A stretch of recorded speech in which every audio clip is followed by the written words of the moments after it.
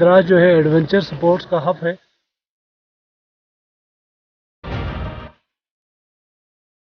Ladakh UT के लिए एक नया सपोर्ट मिला है।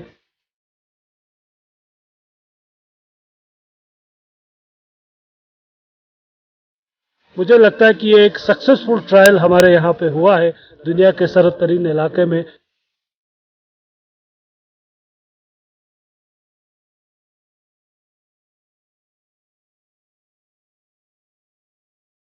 जैसे कि हम हर बार हमारी कोशिश यही होती है कि द्रास जो है एडवेंचर स्पोर्ट्स का हब है, तो क्यों ना हम नए नए एडवेंचर स्पोर्ट्स को जो है इंट्रोड्यूस करें।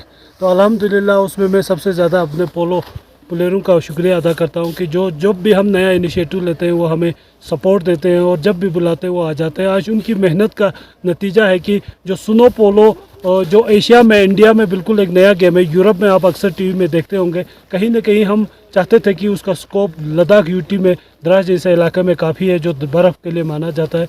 तो आज अल्हम्दुलिल्लाह लद्दाख एडवेंचर स्पोर्ट्स के माध्यम और हमारी अपनी पोलो के लोगों के माध्यम से हमने कोशिश किया है कि इसको एक ट्रायल बेस पे यहाँ शुरू किया है और काफ़ी हद तक हमारे पोलो प्लेयर मुतमईन है और मैं भी काफ़ी मुतमईन हूँ कि एक लद्दाख यूटी के लिए एक नया सपोर्ट मिला है जिस जो तारीफ़ की कमी नहीं है। ये ख़ुद बहुत बड़ा गेम है। तो मुझे लगता है कि आपने भी यहाँ देखा आधा घंटे से हम ट्रायल रन कर रहे थे, लेकिन इसमें जो टेक्निकल चीज़ें हैं कि हमें बॉल वगैरह जो यूरोप से बाकी जगहों से मिलती है वो इंडिया में अवेलेबल नहीं है, तो कहीं ना कहीं बस हमें कमी है तो उस चीज़ की है। इंशाल्लाह बहुत जल्दी हम कोशिश करेंगे अपने साथियों से, लद्दाख एडवेंचर स्पोर्ट्स के शाहनवाज़ भाई से भी गुजारिश करेंगे, मैं भी उस पर लगा हूँ।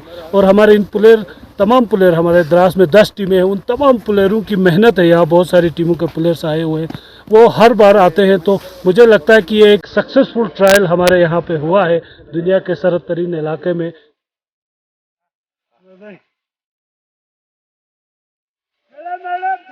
फोटो लेना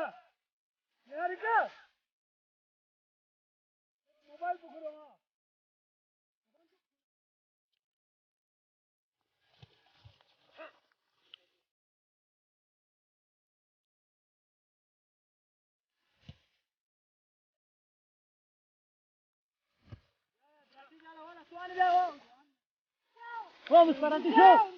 रुक जाओ रुक जाओ।